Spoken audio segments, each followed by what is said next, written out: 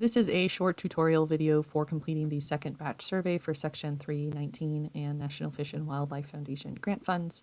The purpose of this survey is to submit information to the Division of Soil and Water Conservation that will be used for ranking of agriculture cost share program projects at the watershed scale and for general grant project administration needs. I have linked the watershed ranking form that the Division of Soil and Water will use to rank projects to the survey. So you can access that at this link here.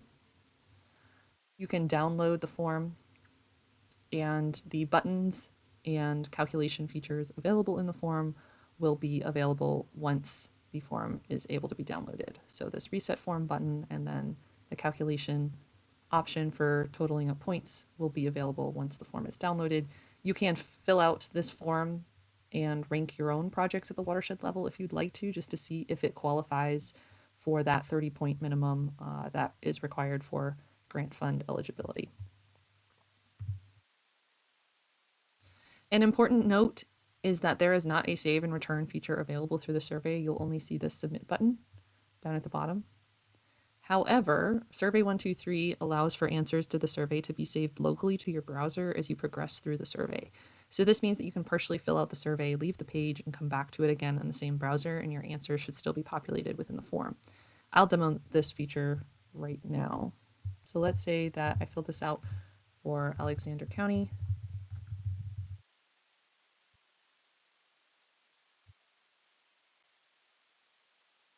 And I end up needing to navigate away, so just so I don't have to retry and find that link, I'll just copy and save that.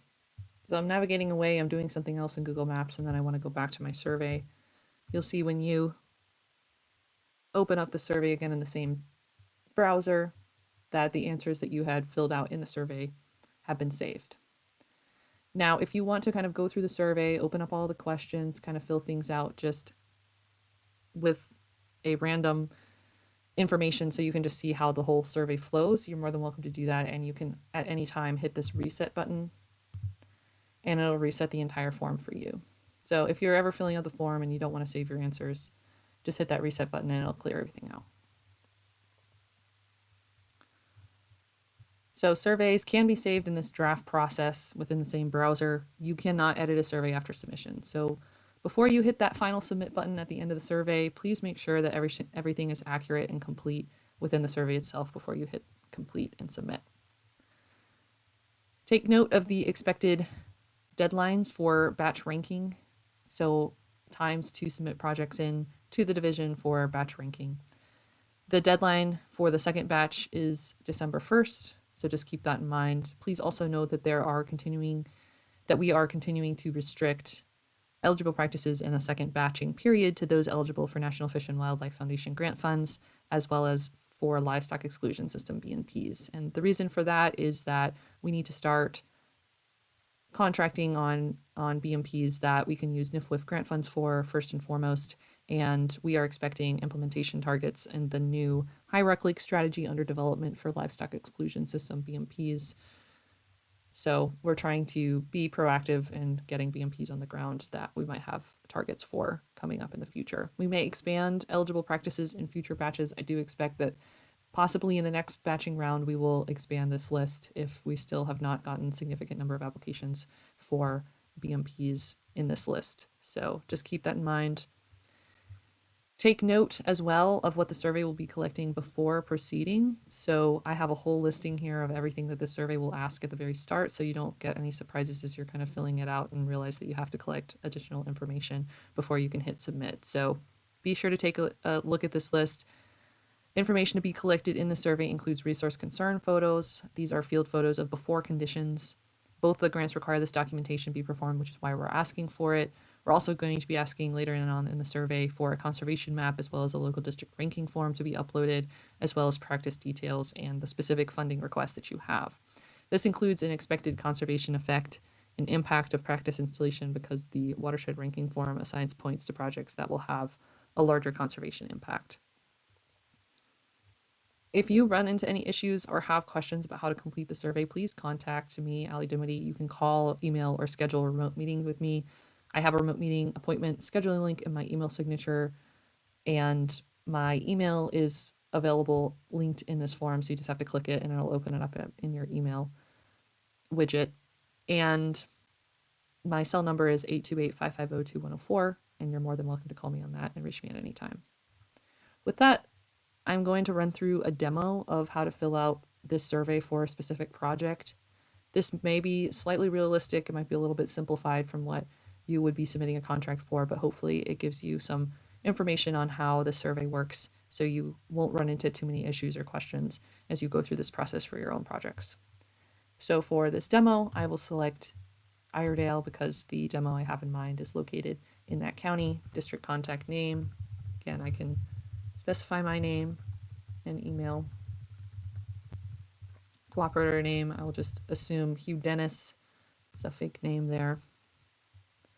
The first question that you'll have to be submitting a response to in this survey is how many location points does the project have? Enter a whole number greater than 0. I have a lot of explanatory text underneath this question. Essentially, this question is designed to capture the spread of BMPs to be implemented across a landscape.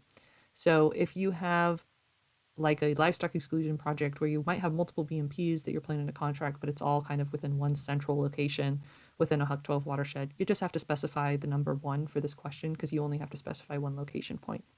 If you are contracting on cover crops or residue and tillage management, which you might have several different fields spread out across the same HUC 12 watershed or multiple HUC 12 watersheds, you should specify more than one location point for that type of project because we want to be able to do our best to capture the spread of BMPs that are being implemented across the landscape and document the number of watersheds that will be impacted by the project. So for non-adjacent fields that are kind of spread out, be sure to specify a number of location points that are capture most of the work that you anticipate is going to be done within this contract. So for this particular example, I'm going to specify 1. If I had 2 location points, I could put the number 2, and you'll see that there would be multiple tabs pop up below, and a location point should be specified for both of those tabs. That's, again, not what we will be specifying for this example, which is the livestock exclusion system project in Iredale for this demo. So I will specify 1, and I just have to specify 1 location point. I already have a coordinate location in mind, so I will go ahead and put that in. And my location point for this livestock exclusion project has been specified. The next question asks to select the distance of the project to an impaired water segment.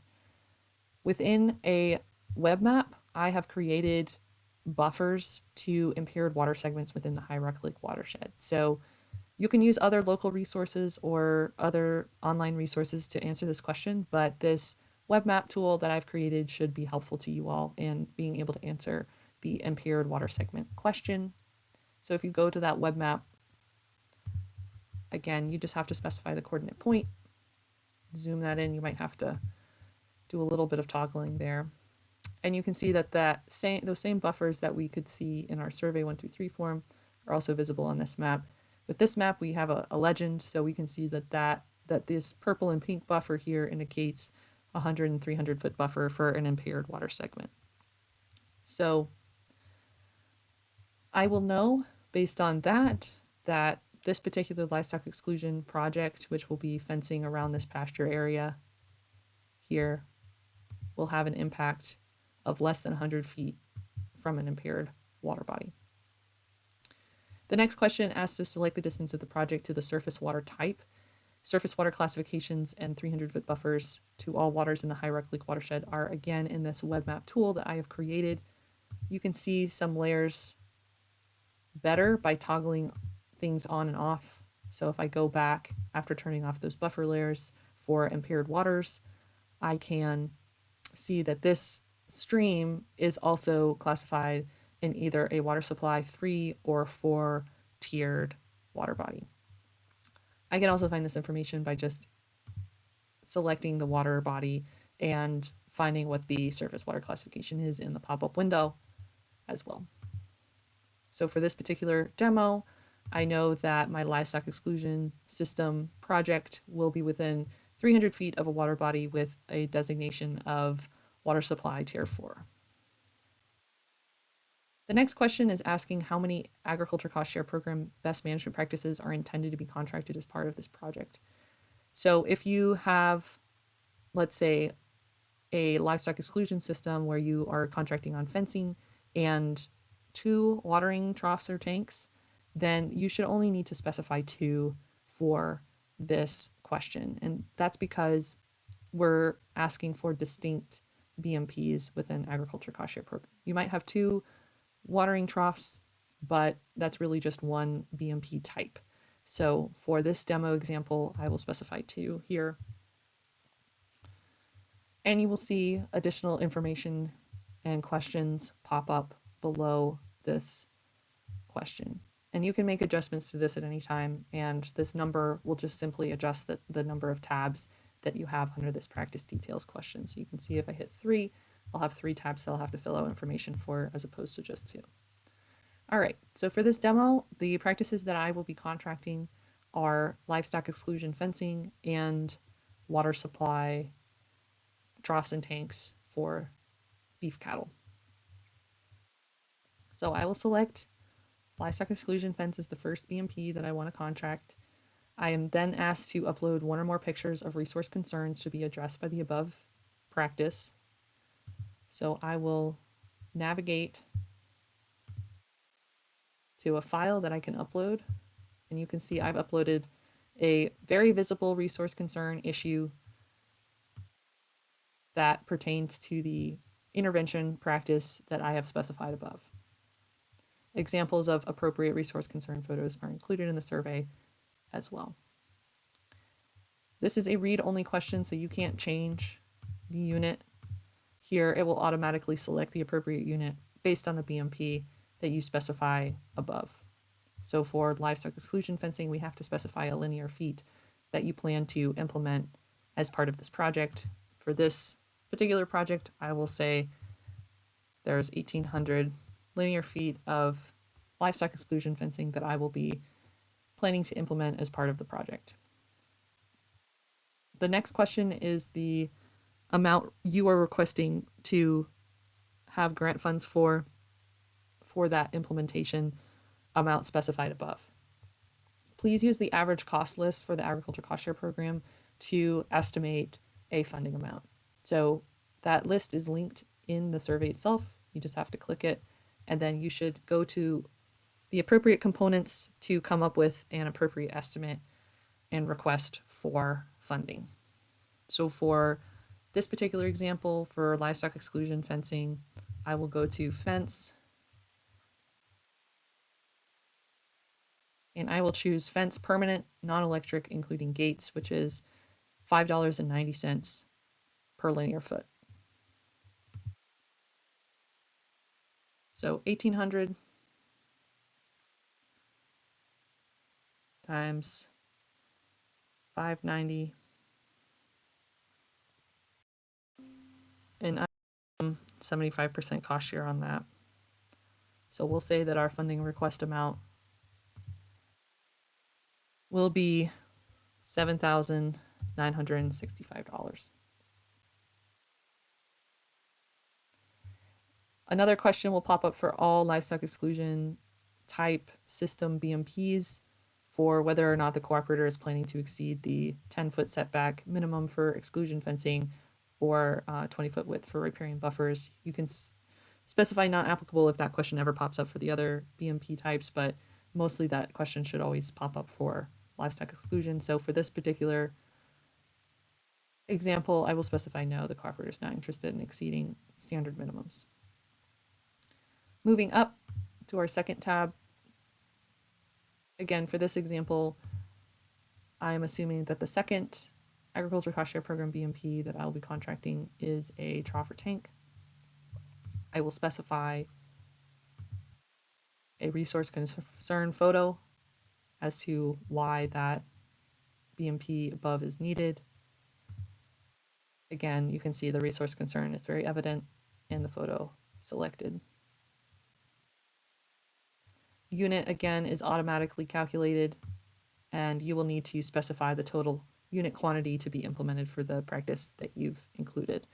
So for watering tanks and troughs, choose the unit for the tank itself. When you're calculating the cost, you can include other components like piping or other things like that that you'll need to have in place along with the troughs or tanks themselves. But for this example, I will specify 2 here. And then when I'm calculating the funding amount, again, I will go to my average cost list and I'll go to appropriate tank. And for this example, I'll specify a fixed 2-hole watering tank, 20 to 28 gallons, which is $12.80.75 each. I'll also assume that there's 1,000 feet of piping that are needed along with those tanks. And I'll assume a piping cost of $375 for a 1.5-inch pipe. So if I calculate that, 1280 times 2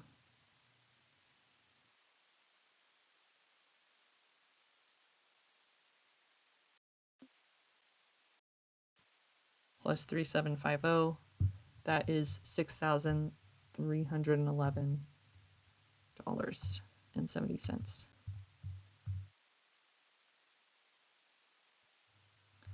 And then if I want to do 75% cost share, I will put in $4,733.78.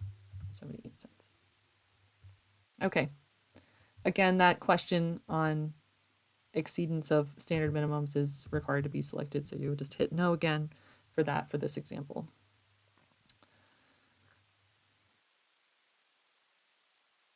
One thing that I wanted to note is that I do, just to cut down on the repetition of the same questions that will be asked for livestock exclusion system projects, I have pulled out some of the conservation effects for those systems, so you don't have to continuously fill those out for multiple BMPs. The conservation effects for those BMPs include acres affected by and the quantity and types of animals that the fencing will be excluding from the water body.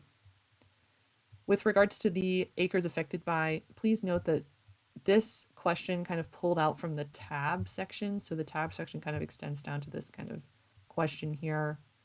And then this is part of the other larger grouping of questions, overall ACSP project info.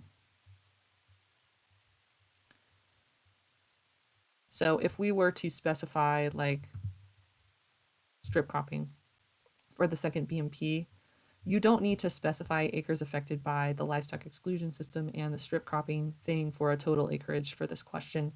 Just specify that of acres affected by for the livestock exclusion system that you're working on. The reason for that is that we are asking for total unit quantity to be implemented for vegetative practices, strip cropping, residue and tillage management in the practice details tab questions here. So we'll already be capturing that information, and so you don't need to double up acreage. All right, so I'm going to go back to trough and tank so that's clear. And again, we do need to specify our conservation effects for our livestock exclusion system. So for expected acres affected with implementation, I'm just going to choose a random number here. You will be able to specify a more accurate number when you're completing this for a specific project, but I'll just go ahead for the sake of the demo to say 20 acres. As far as the animal type, I will specify beef cattle, and then again, I'm just going to put in an arbitrary quantity here, but for your specific project, you will know specifically what you're submitting the BMP for the system.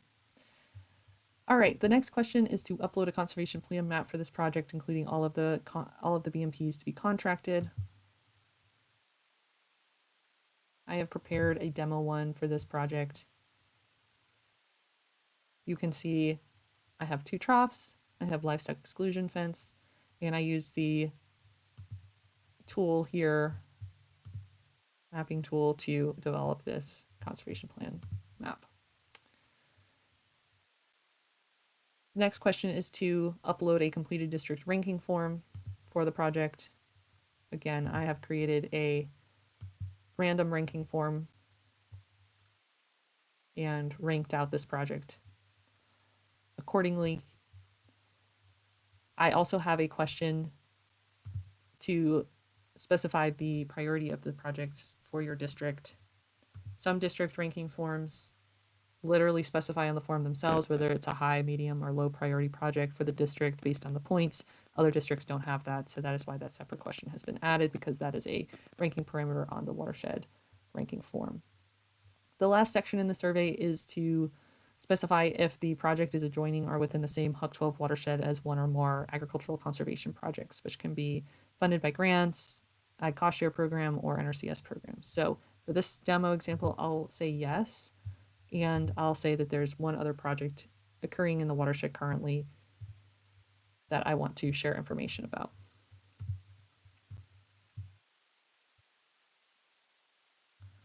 For this project, I'm assuming that there's a stream restoration project happening on this bend, and I will specify that specifically.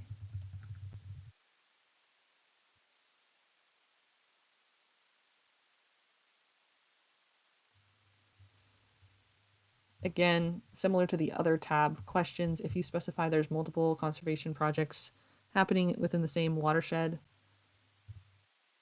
and you specify a number greater than one, you do need to go to the other tab and put in the location information and description of the project. The last question in the survey is an optional comment space to share other relevant information about the project. In this space, it's really open to interpretation as to what information you want to put in there. I would recommend, if you are split funding this project, so you're looking for grant funds to close out the full project cost, and you have agriculture cost share program funds going into the project as well, then I would specify that information in this space, and any other relevant information that you think the Division of Soil and Water Conservation would need to be able to accurately rank this project at the watershed level and be aware of the priority and precedent of the project for grant funds.